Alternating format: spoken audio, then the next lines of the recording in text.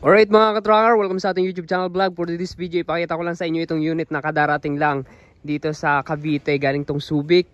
At ngayon, ipakita ko sa inyo para magkaroon kayo ng idea sa ganitong unit. Sa halagang 100k, may truck ka na. Bakit? So, ayan. Ipakita ko muna sa inyo ito, tapos ibigay ko sa inyo yung exact price nitong unit na to para magkaroon po kayo ng idea. Ito po ay Isuzu NPR. Ayan po yung itsura nyo. Ayan, Spider Eye. Tapos 6 studs. Yung rim, tubeless. Bridgestone, malalaki yung gulong. Naka-molye na po siya. Ayan, pag NPR, molye yan. Naka-disc brake po yung harap. And then, kulay puti siya. Complete standard accessories. May chrome yung corner panel. And then, sa kanyang body, 14 feet.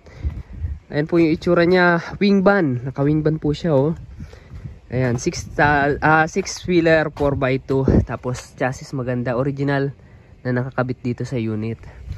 Ayan, di ba? Ayan kararating lang. Ayan, baka magka-interest po kayo sa ganitong unit. Kita ko po sa inyo yung loob. Ayan, ito yung loob. Ayan. Kahoy flooring pero pwede nating ipa-steel po yan. May plaka na, naka-registro na po. So, pwede natin ipa-recon kung anong gusto nyong kulay. Yun ay yung ipapipintura natin. Diba? May running guard. Naka-tubular. Tapos brand new dashboard na po siya. Ayan, brand new dashboard. Ayan. Ayan po yung tsura. 6-speed manual transmission po siya. Ang makina niya ay 4HL1. 4HL1 CRDI. So yan mga ka-tracker, sa naghahanap po ng mga surplus Japan truck, baka makatingin po kayo dito. Punta po kayo dito sa Calipil Marketing Corporation, Barangay Mambugdos, Bacoor, Cavite.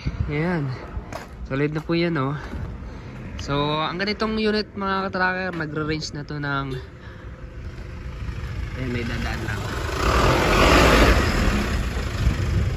Ang ganitong unit, nagre-range po siya ng 950 to 1.150 pag recondition na. Ayan.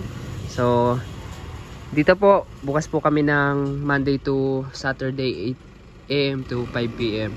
Mode of payment, cash and financing. Pag cash po, down lamang po kayo ng 10% kahit 100,000.